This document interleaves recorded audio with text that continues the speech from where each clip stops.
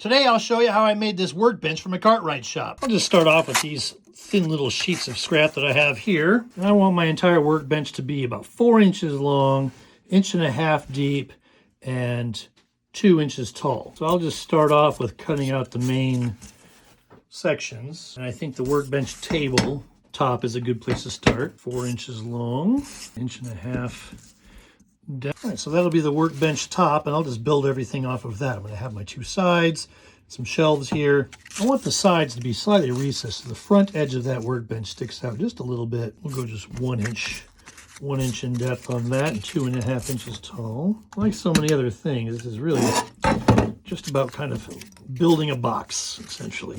Just going to build a box. Just variations on that box. Essentially a box all the same. So there'll be my two sides. And I really don't mind if this piece of furniture is kind of rough. It doesn't have to be super well crafted. A working person's cobbled together kind of workbench. This would be something probably just built out of whatever scrap timbers are left over after a bigger project. This is the Cartwright's part of the shop. So Cartwright needs a new workbench. They just take whatever scrap lumber they have laying around and nail it together and make a workbench out of it. I'm going to do a shelf with some little cubbies. Which, if you don't know, this part of the carpenter square is actually 1 inch wide, and this section is already 1.5 inches wide. So if you ever need just a quick 1 inch or 1.5 inches, these two sides are already that width. Here's my workbench top here.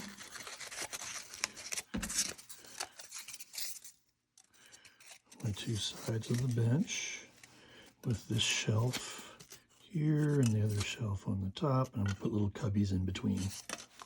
3/4 inch to the workbench top, 1/2 inch gap to the first shelf, 1/2 inch gap to the second shelf, leaving me 1/4 inch on top.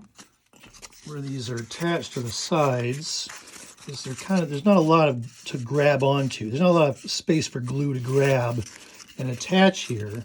So I'm going to create just some little furring strips, basically, that will be in these corners here to create more surface area to apply glue to and reinforce that.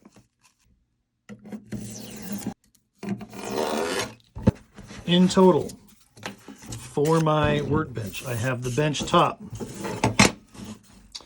It is 1.5 inches by 4 inches. I have my two side pieces. They are 1.25 inches by 2.5 inches. Those will be the sides, two of those. I have two of these shelves that are 4 inches by 1 inch, two of those. I have all of these little pieces that are going to make the cubbies between the two shelves that are 1/2 inch by 1 inch. I made 6 of those, but I might not use all of them. And I have 4 of these little 1 inch furring strips for the two shelves and 2 of the 1.25 inch furring strips for the worktop bench. And these are just to reinforce, give it a little bit of strength.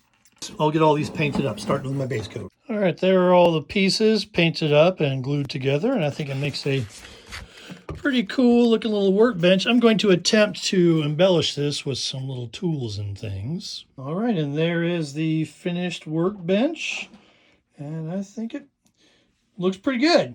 I'm quite pleased with the results. Come with me and you'll... No, I'm not doing that.